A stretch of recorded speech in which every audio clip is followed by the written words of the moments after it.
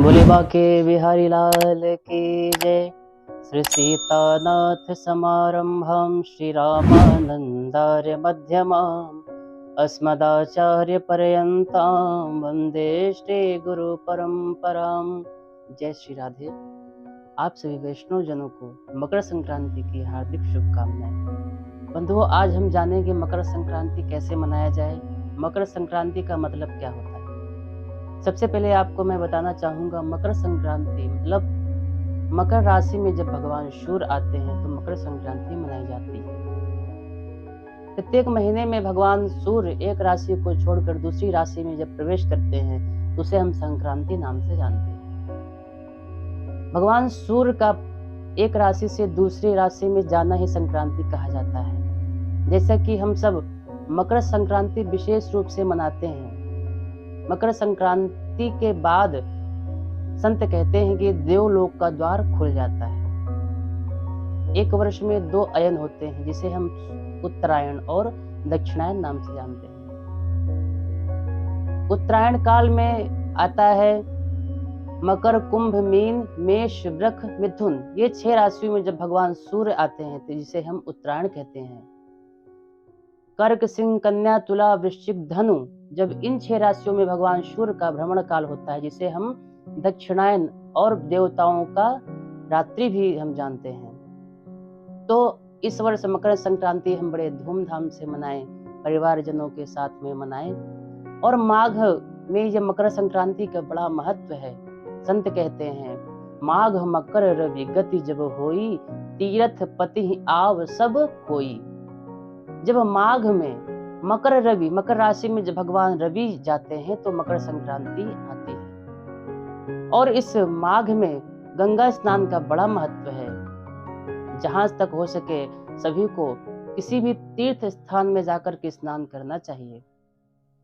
सुलभ हो सके तो गंगा मैया में स्नान करें, अगर नहीं हो सकता तो यमुना जी में, जिसके पास में जो तीर्थ हो उसमें जाकर के स्नान करें।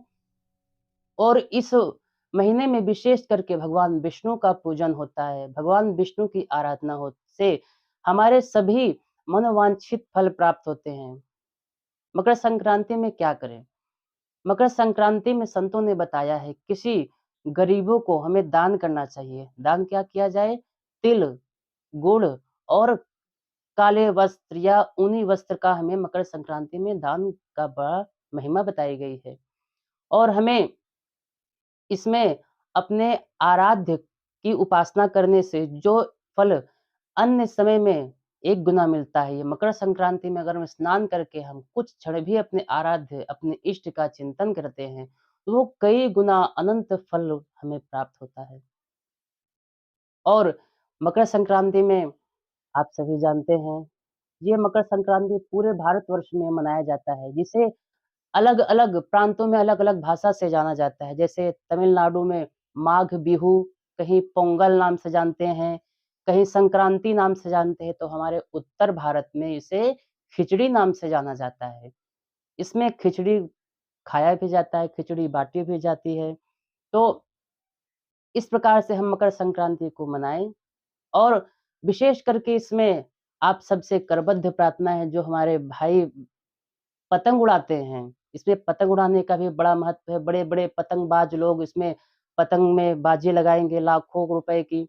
तो सबसे करबद्ध प्रार्थना है कि आप सब पतंग उड़ाएँ और बड़ी ही सावधानी पूर्वक पतंग को उड़ाएँ।